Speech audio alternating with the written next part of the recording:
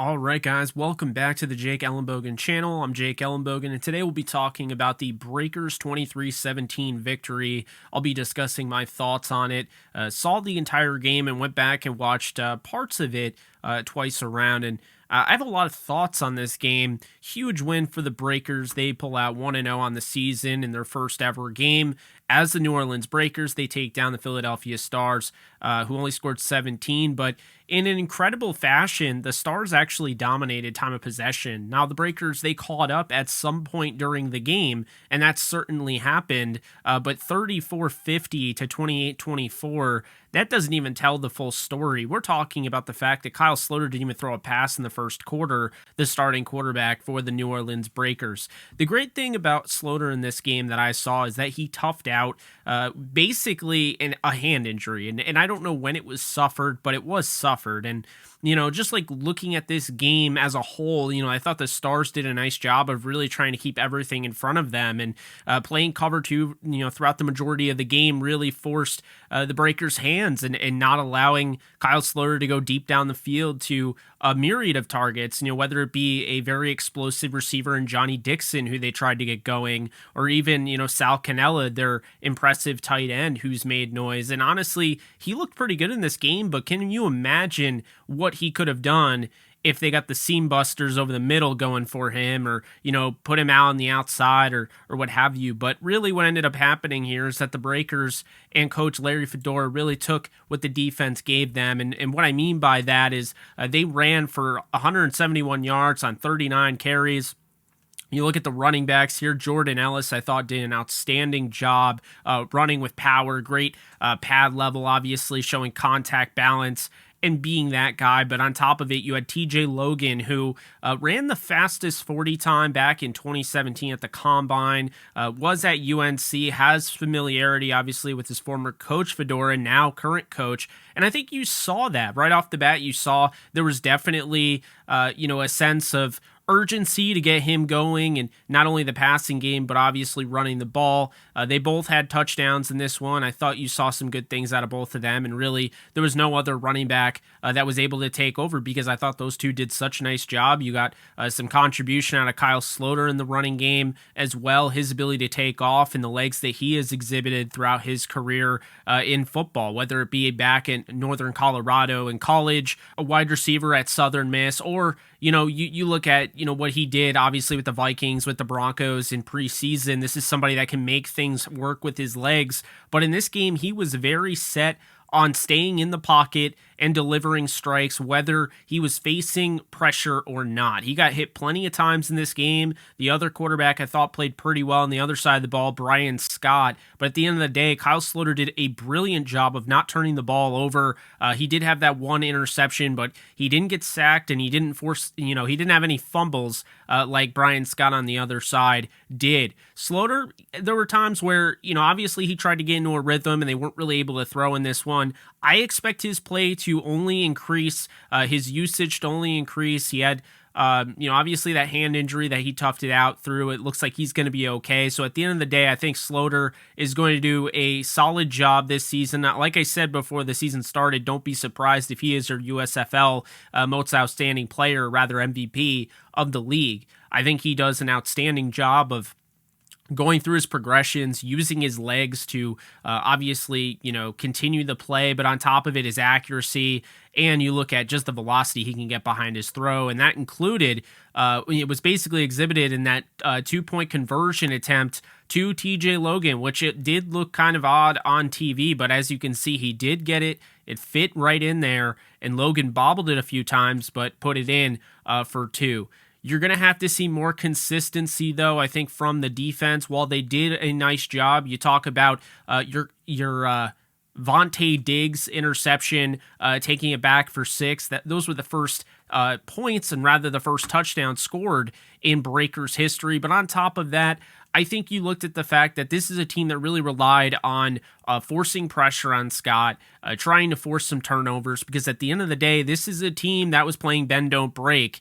And I'll tell you right now, the Stars, that's what they want to do. They played right into it, and they played it well up until, the turnover. You look at Brian Scott here, 25 of 36, 69.4 completion percentage, 202 yards, a touchdown, interception. This is somebody that had no issue trying to take what the defense gave him. You saw, obviously what Holland could do, the running back there. Darnell Holland with his touchdown went for 42 yards. Colburn, I thought, was very impressive in the receiving game out of the backfield. He's somebody that came down 4 catches for 43 yards. And Chris Rowland did a really nice job in this one. 7 catches, 74 yards, including an incredible catch down the sideline that he really paid for coming down on top of that. And at the end of the day, when you look at the defense, I think Channing Stribling, the former Michigan corner, I thought did a great job, obviously picking off Sloter in this one on the Star side of things. When you look at the Breakers, I think the thing that really stands out, in my opinion, on the defense, first off, Jared Fernandez. You're only going to be as good as your middle linebacker, and I think they're going to be very good this season. I have them winning the league, and I will not be surprised when I'm right in that regard. I think this team has a lot, and I think they showed you. The first overall pick on the defensive side was David Bellamy of the entire league, and he did not disappoint. You're talking about 3 sacks, 6 tackles. This is somebody that was all over the backfield, and I think, that is right off the bat what they needed. They needed to get that pressure, really put them in the driver's seat, despite not being able to hold on to the ball long enough, because the time of possession battle really favored the Stars here, but they were able to get that equalizer going. You obviously had the run game for the Breakers, but do not discount how much of an impact the defense had. And again, it goes back to Vontae Diggs' pick 6. It goes back to the 3 sacks from Davin Bellamy, the sack from Sharif Floyd. Obviously Henri Saint-Amour did an outstanding job. Shakir Soto forced a fumble. So there was 2 forced fumbles. Obviously Floyd, I thought, played extremely well. He had the fumble recovery. All in all, they did come away. They did have an injury, banged up Adonis Alexander. Hopefully he will be back. The safety, former Ram, spent some time on the practice squad there with them. But this is a team that has a lot of talent on that defensive side. Diggs, Fernandez, Bellamy, Jerry Elder, they like a lot. And Alexander, when healthy, can definitely make plays, as well as Sharif Miller and, of course, Henri Saint-Amour. So there are definitely a lot of guys here that I like. I thought Soto played well in the trenches. I think the big issue coming away from this game, obviously a lot of takeaways, a lot of stuff to take away, but I think the biggest issue here, and the thing that they got to get cleaned up, is the Breakers' offensive line just simply wasn't good enough. And Kyle Sloter didn't have a lot of time in the pocket. Yes, he probably could have gone and, made more happen with his legs, but he was battling a hand injury and really wanted to stay in the pocket, wait until the last second, and deliver the strikes that we know he can do. The problem is he wasn't given a lot of pressure, and, credit to the Stars. I think they did a great job getting pressure on Sloter. They weren't able to come away with a sack, but I think that's speaks more to Sloter than it does the defensive line of the Stars. I think at the end of the day, you had a really good start to the season with the Breakers.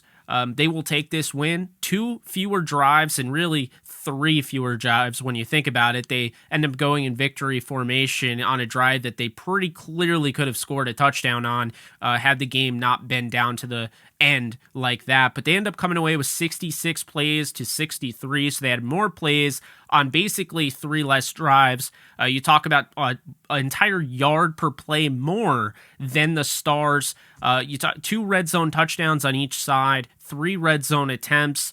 At the end of the day, the total yards did favor Philadelphia in the passing attack. Kyle Sloter, again, wasn't able to really push the ball down the field against predominantly cover 2, and so they went with 39 rushes in this game in the run game. Then on top of it, they end up running for 171 yards. The Breakers do to 73 on Philadelphia, and the turnovers here were a big factor. Anytime you have a 1-possession game, and especially in this league where you can get either 6 points or up to 9 points on a single touchdown based on that 3-point conversion attempt now that they've added, it's a one possession game. Anything can happen. And you have to know that if it's a one possession game, something is going to determine it. And I think that interception was the basic start for the Breakers taking away, the momentum, because everything the Stars did.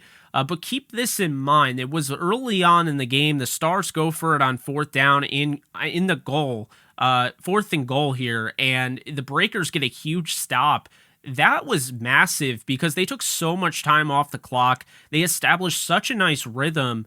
And the Stars, at the end of the day, weren't able to capitalize on it. And I think that was a big, big hit.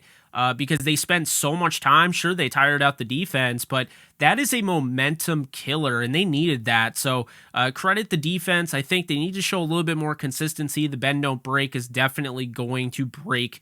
You can't keep doing that. You did see how tired they got, allowing that Darnell Holland 42-yard touchdown run at the end of the game, or close to the end of the game. It was pretty obvious and pretty evident this team was very, very tired. But, at the end of the day, I think, again, this is the best team in the USFL. They're going to go up against what I believe is the second best team in the USFL next week against Tampa, 3 o'clock Eastern time on Sunday. Should be a great game. I think this is a team that you're definitely going to have to keep your eye on, because this is not what this team is. The way that they played, they showed that they can win no matter what happens here. I really feel like they want to push the ball down the field and utilize Kyle Sloter and utilize those weapons. A lot of those weapons there that weren't really able to get going in this one, basically because of the defensive alignment that Philadelphia played. Their game plan was to stop Kyle Sloter from going deep down the field. I think they did that well, but Sloter's ability to change and make plays happen when nothing was there, or take what the defense gives them when they have to, I think really amounted to this win. Sometimes it's not always pretty, but all that matters is that you win the football game. Sloter didn't throw for 300 yards and 3 touchdowns like I'm sure he would have liked, and the team would have liked, but at the end of the day, he got the W and did a nice job managing the game in a game where I thought was very methodical on Fedora's part, and I thought they handled adversity well in. On top of that, I'm excited for, the future with these receivers. The things that I saw out of Canella tells me that I think he is going to be one of the stars in this league. His ability to eliminate and absolutely eliminate tackling angles, to me, on the edge is very impressive. We saw that on that play that really just kind of sealed the deal, getting that first down, putting them right in position to go into victory formation. I think they have a really good chemistry there. That's at least building between Sloter and Canella, but we will see. In regards to that, we'll see how the running backs do, and we'll see how they want to attack this Tampa defense next week. But the Breakers are 1-0, and you have to feel good about it if you're a Breakers fan. We'll move on to next week, and we might even do a little bit of a preview beforehand. But I'm Jake Ellenbogen. You can follow me at JKBogan on Twitter and Instagram. I appreciate you guys following along, and for next time, take care.